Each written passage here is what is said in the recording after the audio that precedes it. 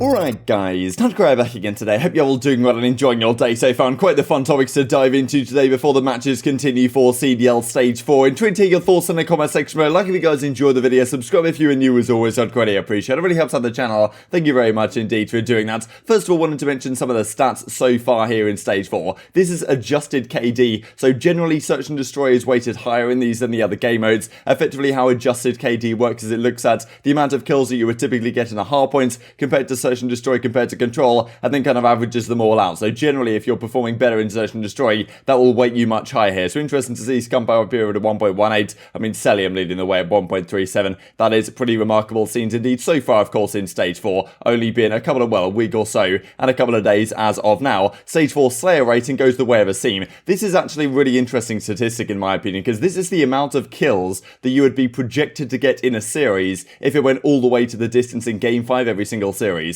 So this is like, you know, you see some of the post-game scoreboards, after only 3 games, you're not expected to get that many kills. But if you get a load of kills over those 3 games, then your Slayer rating is going to be pretty high. And that generally shows how aggressive you're playing as a player. Obviously, engagements is a number, but Seam is up here at 93. Envoy at a 93 as well, pretty impressive stuff. Crimsix actually is an AR at an 87. Shows how aggressive he is as an actual AR player, which is, you know, always kind of strange to me, the fact that he's considered the main AR, but if anything, maybe he could be better suited to kind of a flex, more aggressive assault rifle style. But maybe still working out for Dallas Empire as of now. They did, of course, win a series yesterday up against Los Angeles Guerrillas, and I didn't really mention it in yesterday's video that, of course, Vivid was on LAG, right, and was bought out for whatever the buyout figure happened to be. I imagine less than whatever Dallas Empire sold Huke to the Los Angeles Thieves force. They probably still made a profit in the end, and maybe they've made their team better as well, given that the chemistry with Huke, I suppose, was pretty much chalked. It certainly seems that way. As Crim says, I think that was my first ever 3-0 in the CDL, absolutely ever, says Vivid the Warrior. Once that winning confidence hits, he is going to be an absolute weapon on the map, says Crimsix. So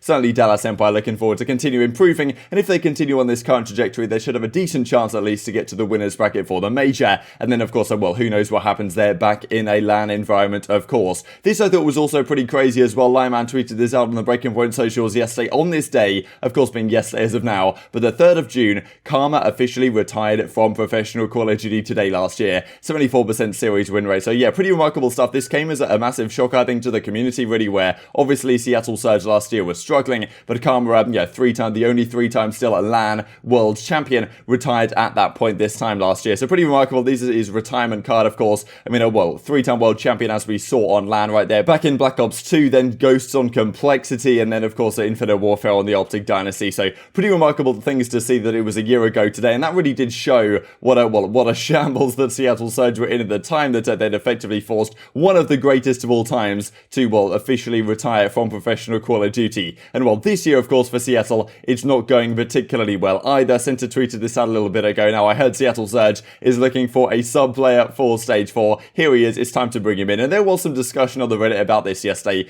just because, I mean, look, Classic hasn't been having the best couple of series since he's come into the team. It feels like Seattle are pretty much going to lose whatever the situation happens to be. I'm not sure how long it will be from now until they're officially eliminated from the World Championship. It's going to be quite a while, though, because they can still technically win every single series from here on out and qualify without an issue at all. But realistically, it's probably not going to happen. And I mean, you know, here we go from Center. So, of course, looking for a substitute. Maybe they bring him in. And just some statistics right on the side of Classic, the fact that they brought him in recently. There was some discussion, like Center, I'm pretty sure, said on stream that some other pros or some other players that he knows had talked to Octane and said, look, you should actually consider picking Doug up here. But of course, they go down the Classic route, which is understandable. And in his first couple of series, he has a 0.7 and a 0.57. So some people were suggesting, look, Doug might put up the same numbers or whatever, but at least he's going to play with confidence, and at least it's going to be entertaining to watch, at the very least for the Seattle Surge, because right now it seems to be pretty much the worst of both worlds, would be my perspective on the matter. But yeah, I'm not sure what you guys think Seattle Surge should do going forwards. It's obviously a tough spot, all things considered. But let's move on to what I thought was a pretty entertaining topic, and that comes out from Clayster yesterday. So there's been a lot of discussion right now about New York these last couple of days. A team still seemingly stuck in Canada at the present time.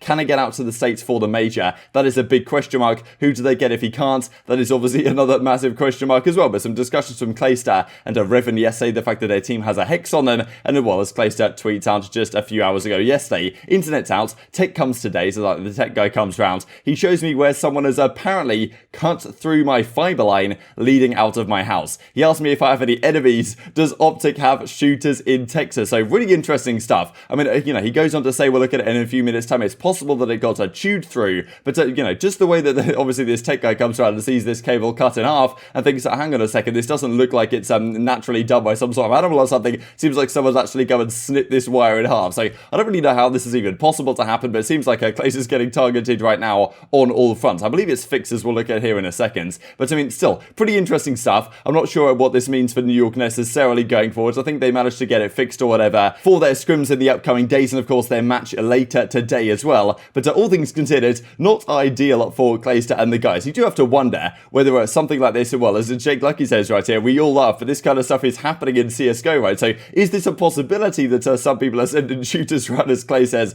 opting to have shooters in Texas? I mean, bro, someone cut through my fiber line with a knife. So he's suggesting like the tech guy probably looked at it and said, look, it looks like this has been manually done. And I mean, look, I don't know where Clayster lives. I don't know if anyone knows where Clayster lives, but I mean, like, at the end of the day, I suppose if you did happen to be aware, you could send the boys over and get the job done. I mean, look, obviously New York Sunderland is a very solid team. It's something which I mean, is very strange indeed. Wonder if any sort of well, instances of sabotage could go on, right? You've got to have to wonder about stuff like this. You can imagine if well, something like this similar was to happen, let's say right before the World Championship or something, or even during an event or something like that. It well, I don't know, like there's a lot of money on the line here. If obviously, like I doubt the players are instigating this, but some of the fans might you know, maybe if they get super serious about this. As Envoy tweeted out, it became personal for me yesterday. I thought it was pretty entertaining, and some other ones as well. This from Nico: I did it, King Scump, and just like you asked, come round and well, cut Clayster's wires. I thought this was particularly hilarious. Certainly deserved a spot in the video right here. And well, as Hitch says though, nah, that is a FaZe fan for sure. Of course, actually FaZe so far this season, they've only lost 4 series, right? They're now 25-4, something along those lines. Pretty disgusting stuff. They've lost 1 series to LAG, they've lost 1 series to Ultra in the grand finals. The other 2 series they've lost have been to the subliners. So yeah, maybe FaZe are the ones who actually need this, right? Because OpTic versus New York, I don't really know if we've seen too many times this season. Of course, New York have a, well, pretty interesting matchup later today that we will go and look at. And also they play Dallas Empire on the Sunday, so that's going to be pretty exciting stuff. And well, Shotzzy says, you know, nah, had to be the Los Angeles Thieves fan, not us. So the pro's kind of getting on board with this idea that maybe, you know, I don't know, maybe some maniacal fan has gone rogue.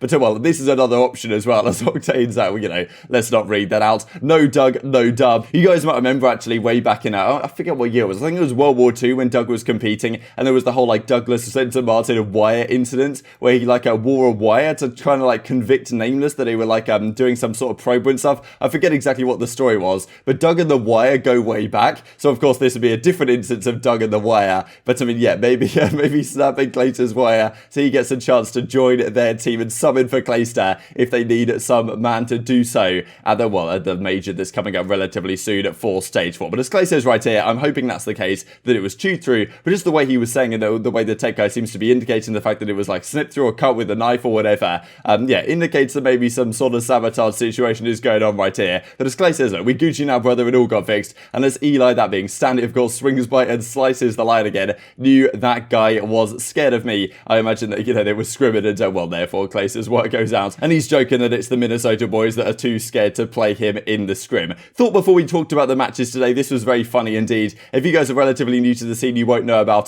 Toast, and even, you know, Venom and Drazah don't know about Toast either. And TJ talks about it in this video, actually, why he was called Toast at this event. But I mean, yeah, I think he used to be called Toast or something, and because he was an amateur player, they wouldn't let him change his game tag for the event. But yeah, so Toast is TJHaLy, and it's funny, they're looking at the Los Angeles Thieves guys at some highlights right here from way back in the day, and they're just watching this Toast guy, and for some reason they didn't put the full clip right, because Toast makes this crazy, TJ of course, makes this crazy interception, and then goes on to hit an absolute buzzer beater dunk in this uplink game, but they don't actually show that as the highlight for some reason. But anyway, it's a pretty entertaining clip, all things considered, and it's just funny to see Venom, right, who's obviously a very talented player, right, he's on this team at the present time. He says he only started watching an event, like watching Call of Duty competitively this time last year, or pretty much like last year, which is crazy to me to think about. But yeah, pretty cool content, all things considered, from Los Angeles Thieves. And talking about Los Angeles Thieves, they are going to be playing later today up against the Paris Legion. So 2 interesting games to me, because Paris are not going to roll over, I don't think, without a fight. I mean, they have made this weird role change though. That is the concern for me if I'm, well, a Paris fan right now. The fact that Aqua apparently is going to be on the SMG here, with I think Scraps on the AR, and then maybe I guess Temp on the AR as well. So very confusing. I can't really see this being a long-term plan. I feel like this is going to be one of the things that Paris try out for a couple of weeks, and then they just swap back to their old roles, which seems to be all they do, to be honest, the entire season long. Thieves, on the other hand, definitely have something to prove in this series, right? Their series win up against the Seattle Seattle Surge just the other day was far from convincing. They start off here in their group with some of their easier games, and well, then of course they're going to ramp up over the next couple of weeks. I'm pretty sure they finish off on the final Sunday up against OpTic Chicago. So this, of course, is pretty much a must-win series for them. They've got to prove that they can actually do it with this TJ team, right? Because the other day against Seattle, back with their TJ team with Huke now on the bench, looked a little bit suspect, I think. So, you know, Thieves can come out here and bob Legion, then okay, you're looking at, all right, fair play, Thieves are back where they kind of were before, potentially. But, I mean, at the other side of things, Paris Legion, pretty much every series is must-win at this point, because they still, as I say with Seattle earlier, have a chance to make champs. It's just looking very slim at the present time. The second series, I'm really interested to look how this goes, because Subliners, obviously they're a really good team, but they have been having some issues the last couple of days, right? Clayster, as we just talked about, I see with this whole, well, maybe obviously he's stuck in Canada right now, he's still going to be playing with them for this series. Whether he can get out to the States for the major is another question, but maybe it's kind of mentally been playing on their mind, or they haven't been scrimming as much as they were because of these issues that have been going on behind the scenes. On the other side of things, you got the Mutineers, right? And Nameless yesterday, I'm pretty sure he put Mutineers in his top 4 teams in the game right now, which I think you can argue, given that some of the other teams are, well, a little bit questionable right now, certainly. The top 3 are no-brainer, right? Obviously, you've got FaZe, obviously, you've got Ultra, obviously, you've got New York. The 4th team is up in the air, right? OpTic Chicago certainly were there for a while, but the way they lost to FaZe the other day has put that into question. And Mutineers beating Ultra, that is something which is very difficult to do, and then they come out and smoke London as well. So this is really the tester to me for the Mutineers. If they can come out here and beat Subliners and Ultra, that is incredibly impressive, and all of a sudden, I think we potentially have a new championship contender on the horizon, because Mutineers won a couple of championships last year as well, towards this time in the season, kind of. It was around this time at the very least where they got good for a while. They won like 3 events in a row or something kind of crazy like that, although they won 2 in a row, I'm pretty sure, without losing a series or something, and then they won a 3rd one some other time, I'm pretty sure maybe slightly earlier in the season, but still, really interesting if they can get good. It would be good to see like another potential championship contender, right? Because you always feel like FaZe is going to be at the grand finals, and if Mutineers can start mixing it up with these top teams, you got some exciting stuff on your hands. So I'm expecting a close series here if Mutineers can play to the level that they did the other day, but I still think New York and Thieves should be favourites in the series. But intrigued to get your thoughts on all this stuff in the comment section below. Hope you guys enjoyed the video. If you did enjoy it, I'd greatly appreciate a like on the video. It really helps out the YouTube algorithm to know you enjoyed this content. Other people like you may enjoy this content as well, and I've grown the competitive Call of Duty community. Thanks for watching as always, take care, and I will see you next time.